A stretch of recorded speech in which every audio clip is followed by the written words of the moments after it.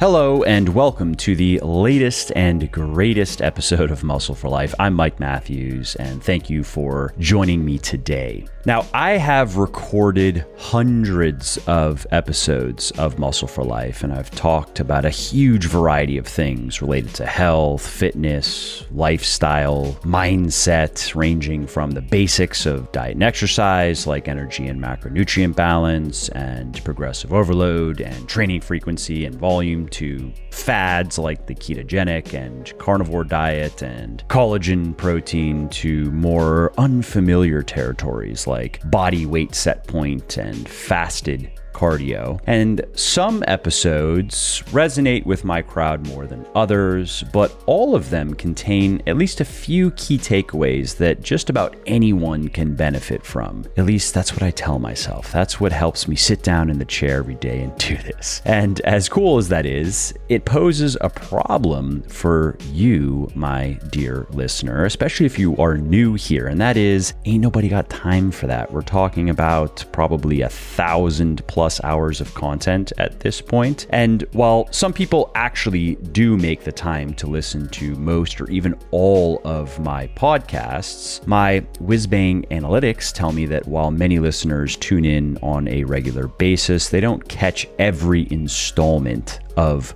Muscle for Life, and thus they miss out on insights that could help them get even just a little bit better inside and outside the gym. Because if you just get a little bit better consistently enough, that can add up to big results in the long run. And people have also been telling me that they would like me to do more shorter multi-topic episodes like my Q&As and Says You episodes. And so I got an idea. How about a best of series of podcasts that contains a few of the most practical and compelling ideas, tips, and moments from my most popular episodes, going all the way back to the beginning. This way, people who are new in particular can quickly determine if this is the droid they're looking for, if this podcast is for them or not. And then those who are regulars and enjoy what I'm doing, but just don't have the time or inclination to listen to all of my stuff, and I do understand that, I don't take it personally, you can also then benefit from the discussions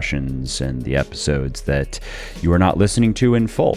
And you can also find new episodes to listen to without having to give an hour of your time to determine whether it was worth it or not. So here we are with the best of Muscle for Life. And in this episode, you will be hearing hand-picked morsels from 3 episodes. Layne Norton on how to avoid and overcome weightlifting injuries, yours truly on how to change your body weight set point, and Mike Matthews again on advice I would give to my younger self. Also, if you like what I'm doing here on the podcast and elsewhere, definitely check out my VIP one-on-one coaching service, because my team and I have helped people of all ages and all circumstances lose fat, build muscle, and get into the best shape of their life faster than they ever thought possible. And we can do the same for you. We make getting fitter, leaner, and stronger paint by numbers simple by carefully managing every aspect of your training and your diet for you. Basically, we take out all of the guesswork, so all you have to do is follow the plan and watch your body change day after day, week after week, and month after month. What's more, we've found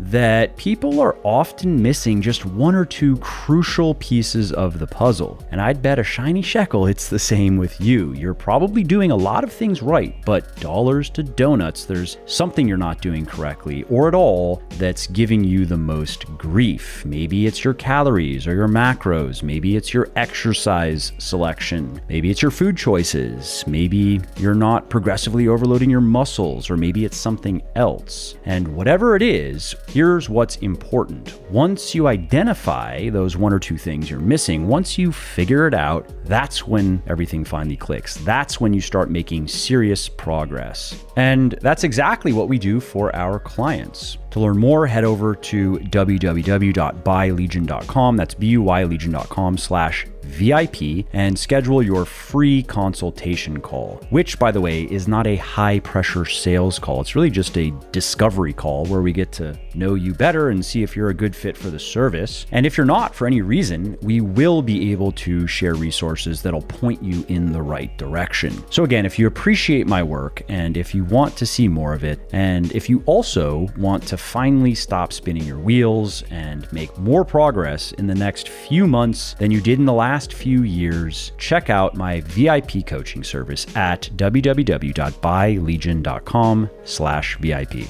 Okay, let's start with the takeaways from the first episode, which is Layne Norton on how to avoid and overcome weightlifting injuries. And this episode was posted June 12th, 2017. So if you like what you hear here and you want to go listen to the full interview, you can just go back to June 2017 in my feed and find it. What about things related to recovery? So, because there's a lot of talk and a lot of speculation on just overtraining and what is overtraining, even is it even real, blah blah blah. We don't have to dive into that per se, but I think recovery is something that's a bit more it's a bit easier to talk about, and there are definitely symptoms. I mean, and I know this just from talking with people, that symptoms of where they're not like let's say they haven't deloaded in a while. There's a point where we all get there. If you push yourself, there are things you can objectively. Well, it is subjective, but it's pretty obvious. You can go, cool, this is what I'm, even if you're not looking at heart rate variability, if you're not getting fancy about it, point where you're like, I'm no longer, I need to take a break. I need to, take a week off or deload for a week, or, I'm just not recovering. Maybe it's not sleeping enough. The reason why could be something else, but anything to add on that in terms of just symptoms of under recovering? I think if you're always having high RPEs, very high rate of perceived effort, even with weights that you should be relatively easy. I think if you're getting some decrements in strength, even though your training volume is high, if you're like soreness that just kind of rolls from one workout into another, and doesn't seem to have any kind of catch up. If you're feeling worn down constantly. But all those are very subjective, There was somebody posted something the other day. They were like, do you feel like your physique looks better in the morning? Do you get tired in the mid-afternoon? Do you feel like you're dragging through the day, this and that? And then Bottom said, good, you're normal. Like that, like you should feel that way. That's how most people feel. Right. Like it doesn't mean you have adrenal fatigue or all these other, things that people make up. Yeah. So yeah, because at a certain point, I had somebody like, oh yeah, I've just been training really hard and I'm tired all the time, this and that. And I'm like, well, couldn't you just be tired all the time because you're training really hard? Yeah. Like, has that ever crossed your mind? You know? Yeah. So it's, people say, oh, when you exercise, you have so much energy. And it's like, well, yeah, I think if you're recreationally exercising. I think the keyword there is exercise. Yeah, sure. Yeah, exercise. You're not doing a 12-week overreaching. Yeah, training. There's a difference between exercise and training, right.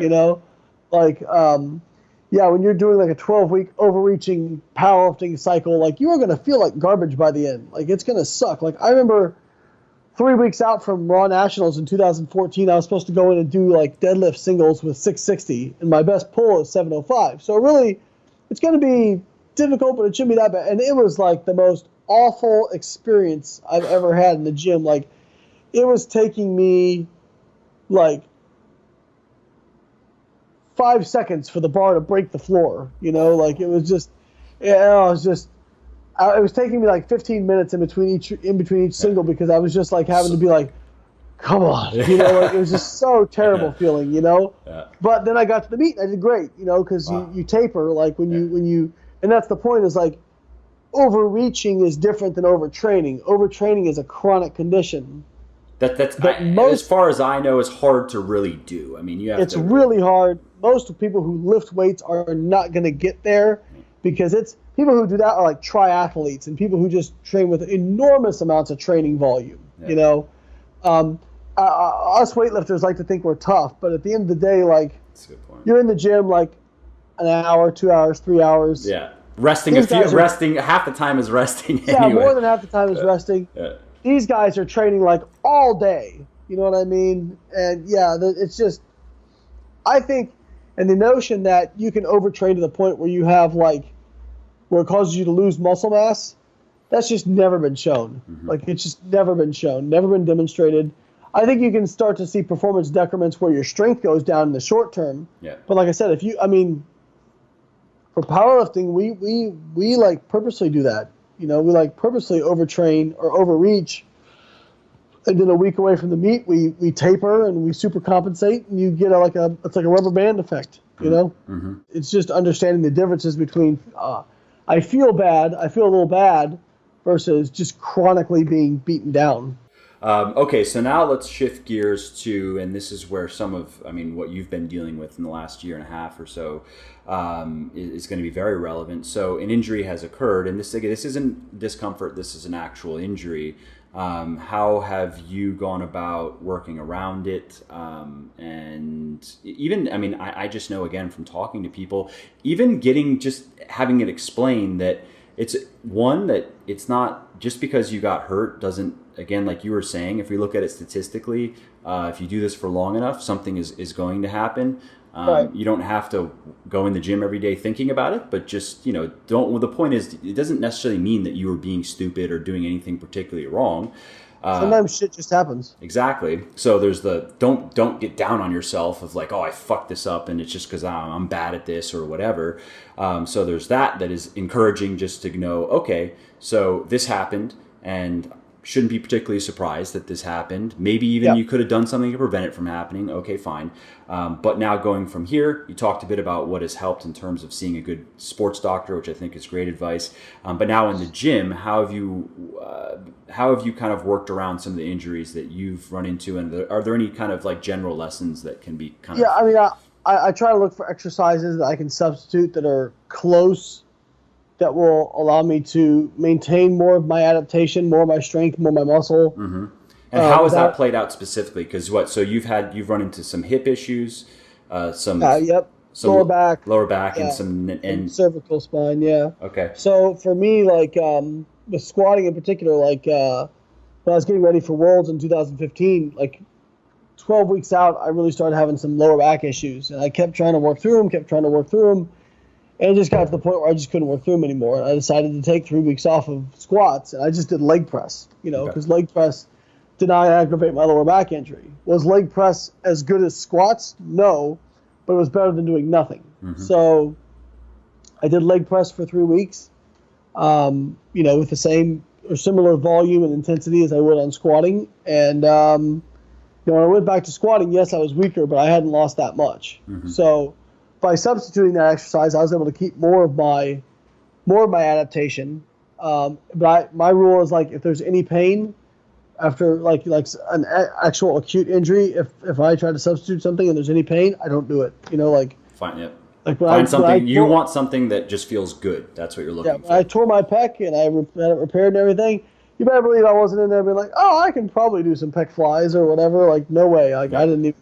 Yeah. You baby that thing, But like the hip injury, like I tried to keep squatting and it was just any hip movement at all, leg press, whatever, it didn't matter. Like that just hurt. The only thing that didn't hurt was leg extensions and leg curls, so I did leg extensions and leg curls. Yeah. I was going to ask on that for the squatting. Did you also add some hamstring stuff in that didn't bother you? Yeah. So and then like glute ham raises, those sorts of things. I did a lot of good mornings. Because that's a little bit, well, if you talk to the internet, that's what I do anyway for squats. So, but that's at least because you're low bar. Yeah, exactly. Yeah, same. No, I know. That's just what's comfortable to me. I don't know. So I've had people like, oh, what the fuck? Why are you so hunched over? Like, look at my shoulders and my hips. They're rising at the same. That's just how I squat. Yeah, I mean, exactly. I'm fucking tall and I like the bar low. What do you want from me? Yeah, well, like that's the thing. Like people say, well, why don't you high bar squat? Because you can be more upright. I always have to lean forward. If I high bar squat because now my fulcrum's longer, like I just fold over. Same. Like I just completely fold. That's exactly what happens to me. Yeah. So if low bar squat, just by moving it down a few inches, I start out more forward, but I'm able to maintain that position. Same. It's just much more comfortable for me. And people, I always say, I'm unaware of any good morning where the hips go below the knees, but if you ever find one, let me know, so, but, yeah, it's, that's another thing is finding the technique that works for you. I injured my lower back much more often when I was high bar squatting, and then when I went to low bar, it was much better. I was able to lift more weight. So, yeah, finding technique that works for you and, understanding that, you're an individual, your body type in terms of your structure is an individual, and you should try to find what is most comfortable, and that goes right down to like the shoes you wear, the belt you wear, if you wear a belt, whatever it is, like find what you're most comfortable in. So if you're not able to bench press, there's an obvious alternative of dumbbell pressing. Has that work? Like what have you done to work around? Like, okay, I have to get off the bench for X period of time. Here's what I'm going to do as an alternative. I still do a little bit of bench just because it seems to be the sleep that aggravates it, not the bench press. But I'll do more dumbbells, but I'll do a lot of flies actually, because flies. So it's the C6, C7 disc, which is to your right tricep, and so. Like it's my tricep that's actually weak. Oh, I see. And so like if I take the tricep out of it like flies, there's almost no difference in strength. So I'll do a lot of flies. How do you like to do? Do you like dumbbell flies or do you like cable flies, low, high, mid? Mostly cable. And do you mostly like cable. And then where do you like in terms of position? Do you like low? Do you like medium, high? Usually medium or high. Okay. Yeah. And I'll just my gym's old school. It only has the high one, so I just kind of bend over a little more and get the do angle it that way. Yeah. So, because that's going to be, it's not obviously a press, but it's something. You can maintain your hypertrophy, and then hopefully when you come back, it's more of just a neural adaptation of getting to learn the movement again. Okie dokie, that's it for Layne Norton on how to avoid and overcome weightlifting injuries. Again, that episode was posted back in June of 2017 in case you want to go back and listen to the whole thing. Let's move on to the next episode that we are going to be highlighting in this episode of Best Of, and that is how to change your body weight set point. This was a monologue from me posted back in September of 2018, so if you like the takeaways I've chosen for you, you should definitely go listen to the full episode because you're going to learn a lot more. All right, so let's start with the body weight set point theory, because this is a theory. What is this theory? Well, the theory is that the body uses hormones, hunger behavior changes, and other physiological mechanisms to defend a certain range of body weight and body fat in particular. So a simple way to think of this is as a thermostat or a cruise control system for body weight and for body fat levels. Whatever numbers are set are what your body strives to maintain. Now, there's plenty of animal research to support this theory. For example, if you starve a rat, its metabolism starts to slow down, its appetite increases, it starts to naturally move less to conserve energy. Then, if you give it free access to food, it quickly will eat its way back to its starting weight and then tend to settle there. Now, on the flip side, if you force feed a rat to fatten it up, the opposite occurs. Metabolic rate and activity levels increase and appetite decreases, and it quickly returns to its starting weight. Now, research shows that us humans have at least similar mechanisms in place to maintain preferred weight ranges and preferred body compositions, again, particularly body fatness, but unfortunately, we are not wired the same way as rats. We are not big rats. Our bodies run on an asymmetrical system of body weight regulation that defends against weight loss more than weight gain. If only that were not true. If only it were the other way around, right? If only our body would easily give up weight loss and defend more against weight gain. But unfortunately, that's not the case. And this is the reason why, for most people at least, it is much harder to lose weight and to keep it off than it is to gain it and keep it on. And this is also why people tend to get fatter over time and not leaner. How do we influence our body weight settling point for the better? Let's talk diet. So if you are listening to another podcast, this is where I would preach about the transformative powers of clean eating or paleo or keto or low carb or whatever, some other type of restrictive diet, fad diet, right? Well, good thing you're here and you're not there, because I have better news for you. The best diet for maintaining a low body fat set point is simply one that is best for maintaining a state of neutral energy balance. In other words, diets that promote overeating are bad for both your body weight and your body weight set point, and diets that promote a balance between your energy in and your energy out are good for them. So how does that play out practically?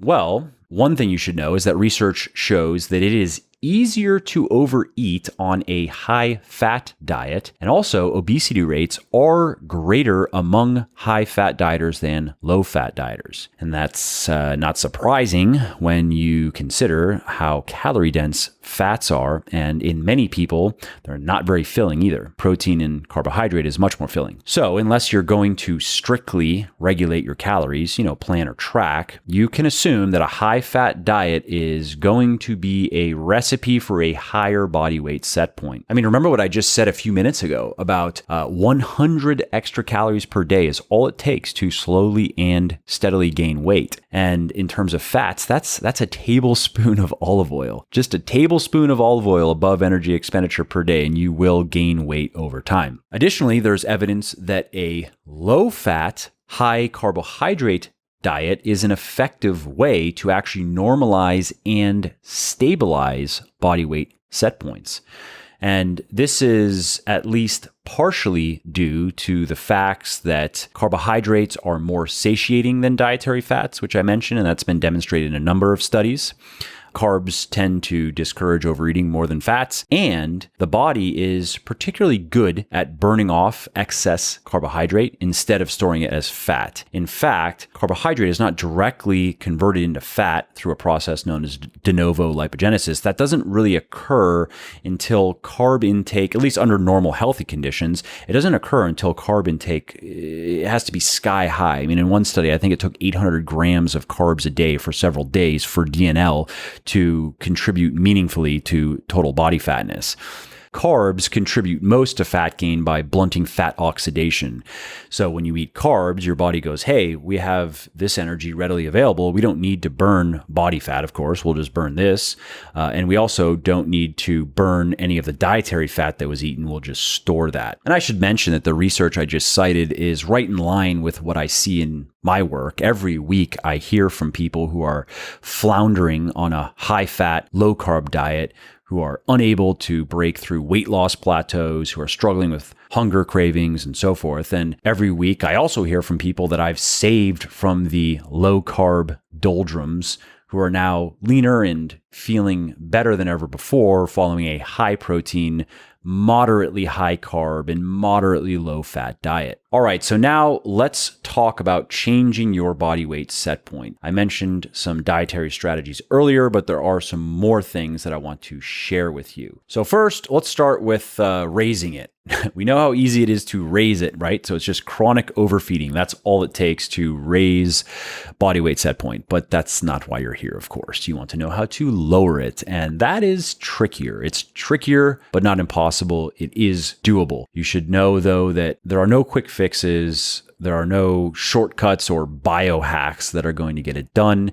It takes patience, it takes discipline, it takes consistency, but it's not complicated and it's not even particularly hard. And the payoff, I think, is well worth it because you can maintain low levels of body fat with relative ease. You can develop a resistance, I guess you could say, to fat gain despite bouts of overfeeding, which is helpful for the holidays where you can, kind of cut loose a little bit without causing too much damage. And here's how it's done in a nutshell. So you have to, 1, reduce your body fat to the desired level, whatever that is for you.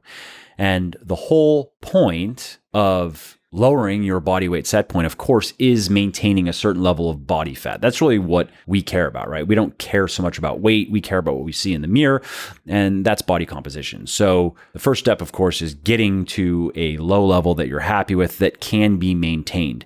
Now, for most men, I would say that's probably 8 to 10% body fat. Anything lower than that is going to be unsustainable for most everybody. And for women, it's going to be 18 to 20% body fat. And that's also where, in my experience at least, most men and women are happiest. That is where you look athletic, you have abs, you have muscle definition all over your body, and you can eat a fair amount of food and you don't have to develop an eating disorder. So that's point number one, reducing your body fat to the desired level. Point number two is adding muscle to your frame, because nothing will help you maintain a low body weight set point like adding a substantial amount of muscle to your body.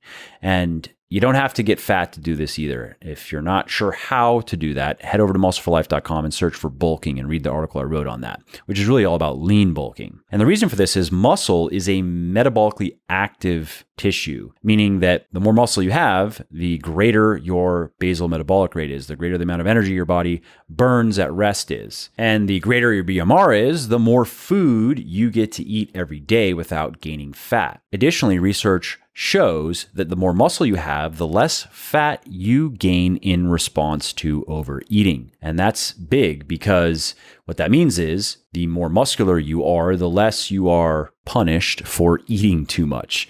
You have more wiggle room, and that works wonders for long-term dietary compliance and long-term body weight maintenance.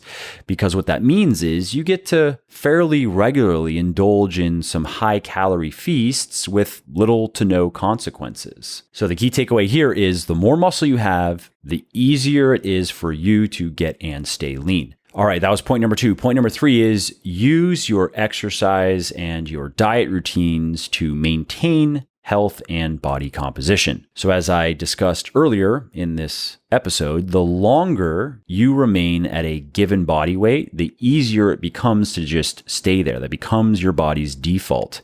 And the healthier your body is, the better its hormones are going to support that, to support your efforts to stay lean. Okie dokie, that's it for the highlights from how to change your body weight set point. Again, this episode was posted back in September of 2018. Just heard and you want to hear more, go check out the full episode. And let's now move on to the third and final episode that we are going to be featuring here, and that is a Motivation Monday episode I did called Advice I'd Give to My Younger Self. This episode was posted on April 1st, 2019, and no, it was not an April 1st joke, although I should do that one of these years. I always think of it after the fact. Mental note, April 1st, 2021. I'm going to think of something that will hopefully make you laugh. If you like what I'm doing here on the podcast and elsewhere, definitely check out my VIP one-on-one coaching service, because my team and I have helped people of all ages and circumstances lose fat, build muscle, and get into the best shape of their life faster than they ever thought possible, and we can do the same for you. Anyway, let's get to the takeaways.